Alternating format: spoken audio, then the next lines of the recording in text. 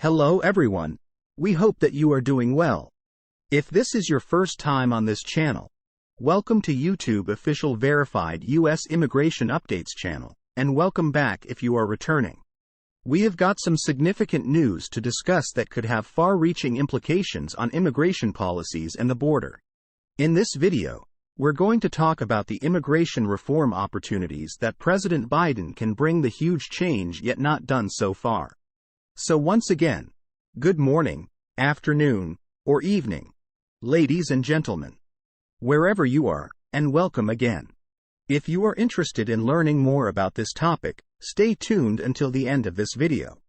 If you like this video, please click the subscribe button, the like this video button, and don't forget to press the bell icon to get new updates instantly and directly to your YouTube.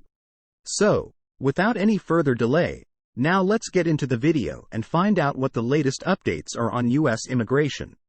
Welcome once again. New York City is having trouble keeping track of the over 100,000 refugees and migrants who have arrived in the city over the past year. Many of these people are fleeing failed states that are both dangerous and unhappy, such as Venezuela and numerous African nations. In May, an emergency ban on border crossings that had been in place during the COVID era expired. This opened the way for thousands of more migrants, most of whom entered the United States through the southwest border. Some migrants have been relocated by Republican governors of southern states, such as Texas's Greg Abbott and Florida's Ron DeSantis, to cities known as sanctuary cities. These communities often have regulations barring deportation and make an effort to accommodate new arrivals. That is plainly a political trick, but it is one that has been drawn from a genuine grievance. Liberals on the coasts and in the north are outraged by how migrants in border states are treated, but they don't generally have to deal with the expenditures and stresses that come with having undocumented immigrants continuously walking through their communities. Well, they finally did it, and the results are not pretty. Fights have broken out across Sanctuaryland as politicians accuse one another of not doing enough to house and feed migrants at a time when homeless shelters are overflowing with people looking for refuge. The ongoing drama in New York is a microcosm of the problematic nature of the entire immigration system in the United States. The mayor of New York City, Eric Adams, has asked the mayors of other New York communities to take some of the migrants that are being housed in New York City, but those other cities have declined, and the governor of New York, Kathy Hochul, has supported their refusal. It is not anyone's fault, but it is everyone's. Adams and Hochul are of the opinion that the federal government should do more to assist, while the administration of Vice President Joe Biden is of the opinion that New York authorities first need to strengthen their own systems before the federal government can do more. And everyone blames Congress for the continuous dithering that has taken place regarding immigration reform, pointing notably to Republicans who appear to favor the current turmoil than any kind of legislative solution, even half measures. Nevertheless, the mayhem in New York, which is receiving extra attention because, well, it's happening in the media capital of the country, could present a chance for Vice President Biden. Regarding this matter, Biden could use some help.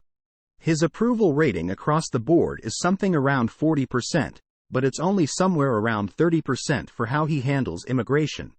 More than 2-to-1 of the electorate's preference goes to Republicans over Democrats when it comes to the topic of border security, and immigration is one divisive subject that can help drive up Republican turnout in close elections. The fact of the matter is that in order for Biden to make any ground on the migrant issue, he may need to abandon the technocratic impulses that have served him well in the past and perhaps even take a page from Donald Trump's playbook on self-promotion. Hochul's goal is commendable. He wants all of the migrants who are now waiting in New York to be issued work permits as soon as possible so that they can start working and earning money.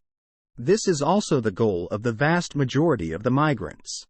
In their statement, which was sent in the form of an open letter to Vice President Biden and the leaders of the congressional leadership, a collection of important New York firms stated that there is a compelling need for expedited processing of asylum applications and work permits for those who meet federal eligibility standards.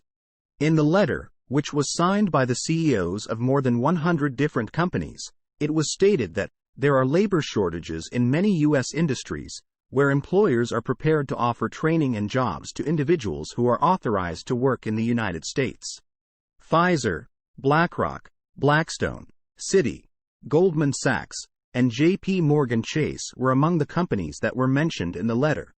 Therefore, thousands of migrants who are eager to find work are wasting their time by doing nothing productive.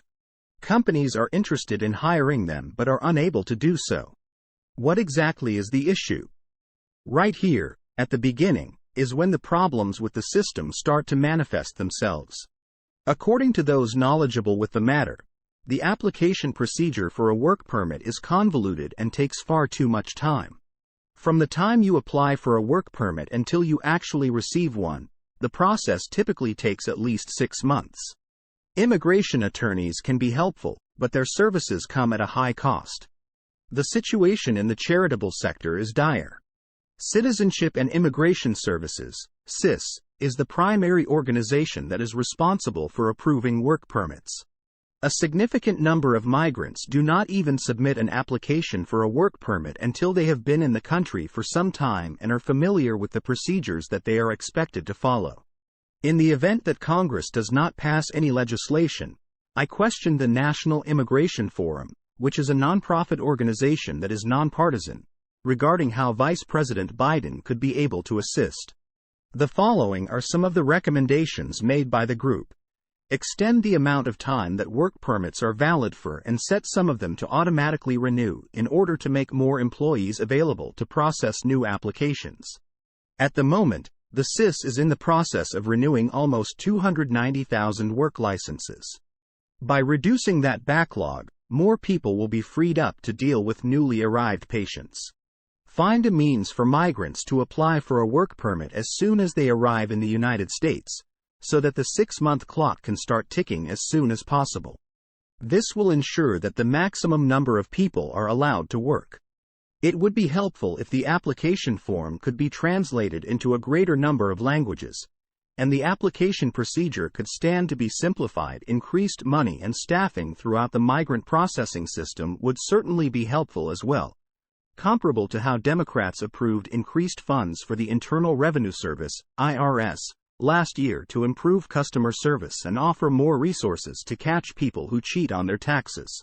That would require the approval of Congress, which is not going to happen given that the Republicans currently control the House. But Vice President Biden can surely raise more awareness about the critical need for additional funds for immigration and the issues that arise from a lack of resources. Biden is able to go even further. Congress only allocated a percentage of the total monies necessary to construct Donald Trump's infamous border wall while he was in office as president. However, Trump obtained additional funds from other sources, including $10 billion taken from the Pentagon budget. The reallocation of those money resulted in a reduction of funding for other priorities and led to the filing of lawsuits disputing the legality of the decision.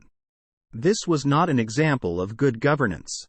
On the other hand, Trump did try to bulldoze his way past the typical obstructions in Washington, D.C., on a topic that is extremely important to his followers.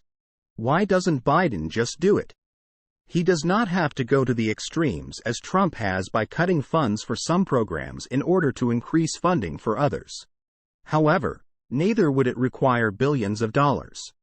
Biden might at least make a show of trying to whip the immigration bureaucracy into shape if he addressed a particular problem that is now bedeviling Democrats. This problem is the thousands of unemployed migrants who are living in their communities and who need to find work. Is there not even a small amount of money in the federal budget of $6.4 trillion that might be used to help reduce the backlog of work permits at CIS? The primary problem that Democrats have with the immigration policies of the Republican Party is that they demean people who are willing to work hard in order to improve their life. To further dehumanize individuals, it is inhumane to keep them from working by suffocating them in bureaucracy. Put more people to work, and you'll find that some of the other issues will take care of themselves. That's all we have for you in this bulletin. I hope you found this video useful.